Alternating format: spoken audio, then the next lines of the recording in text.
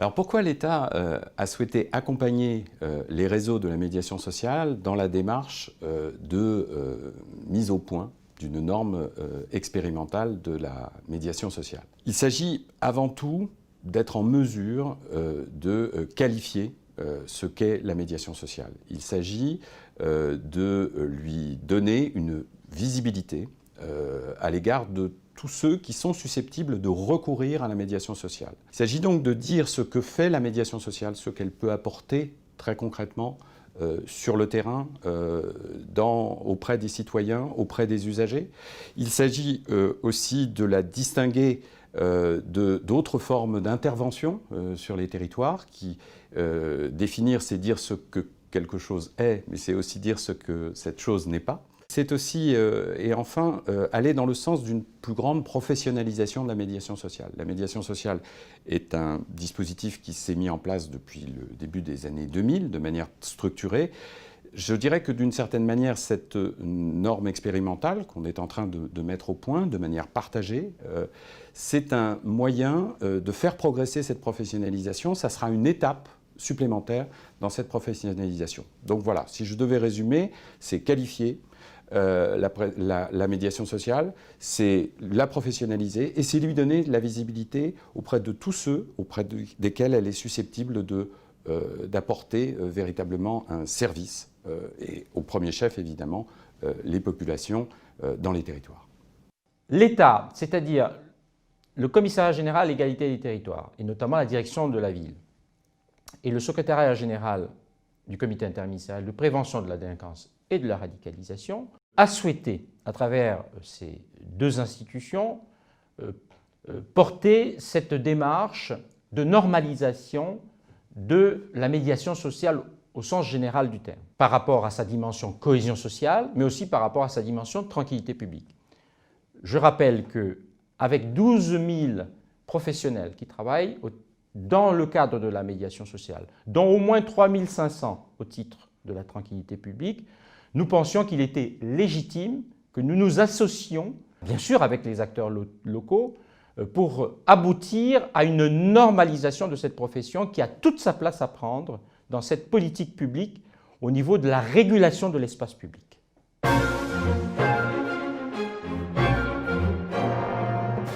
La norme métier fait partie des normes volontaires.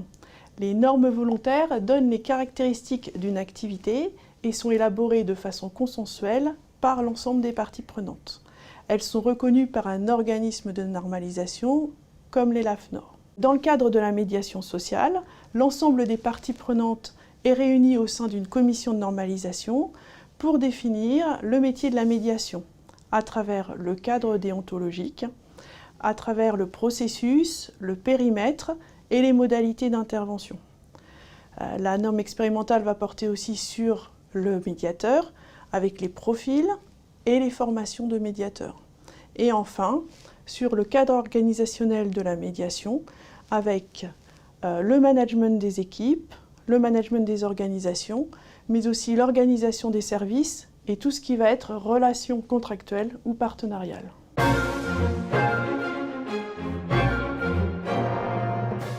Qu'est-ce que cette norme va apporter au dispositif de médiation sociale? Cette norme a plusieurs objectifs. Faire reconnaître le métier de la médiation sociale, pérenniser les structures de médiation sociale et montrer le professionnalisme des organismes de médiation sociale. Elle répond à un besoin de clarification demandé par les acteurs sur la définition de ce métier. Il ne s'agit surtout pas de rigidifier les pratiques, mais de fournir des fondamentaux pour les intervenants, leurs employeurs, mais aussi les donneurs d'ordre et les pouvoirs publics.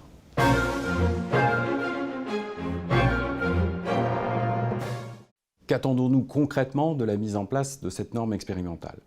Pour nous, l'enjeu, il est très clair, c'est de mobiliser la médiation sociale dans le cadre de la mise en œuvre de la réforme de la politique de la ville. Nous avons en 2014 fait voter une loi de programmation pour la ville et la cohésion urbaine. Celle-ci s'est traduite par la mise en place de 435 contrats de ville qui ont été signés à la fin de l'année 2015. Ces contrats de ville, ils ont un objectif fort qui est de développer la cohésion sociale dans les quartiers. C'est un des 3 piliers des contrats de ville. Nous avons la conviction que la médiation sociale doit apporter sa contribution à ce renforcement de la cohésion sociale. Et elle doit le faire de manière très concrète pour la vie quotidienne des usagers, pour la vie quotidienne des citoyens. Elle doit le faire dans le domaine des transports, et particulièrement des transports en commun. Elle doit le faire dans le domaine du logement, et particulièrement dans le domaine du logement social. Elle doit le faire aussi dans le domaine social et scolaire, en particulier au travers de la mise en place de dispositifs de médiation scolaire. Nous avons la possibilité de nous tourner vers les acteurs, vers les signataires, vers les parties prenantes des contrats de ville et de leur dire vous avez aujourd'hui la médiation sociale dont la qualité est reconnue au travers de la norme, dont la qualification et la professionnalisation est reconnue, dont les structures qui sont porteuses de cette norme adhèrent à des principes de qualité. Eh bien, vous pouvez mobiliser la médiation sociale pour parvenir à la réalisation des objectifs que vous vous êtes fixés au travers des contrats de ville. Et donc vous avez la possibilité de mobiliser la médiation sociale avec une garantie et une exigence dans la qualité des services rendus qui vous permettra d'atteindre ces objectifs. Voilà l'enjeu pour nous, très concret, et l'enjeu pour nous jusqu'au terme des contrats de ville, c'est-à-dire jusqu'en 2020. Il y a 3 enjeux, d'accord ? Et en fait, je pense que c'est extrêmement important que aujourd'hui la médiation sociale soit visible comme étant, je dirais, une profession à part entière.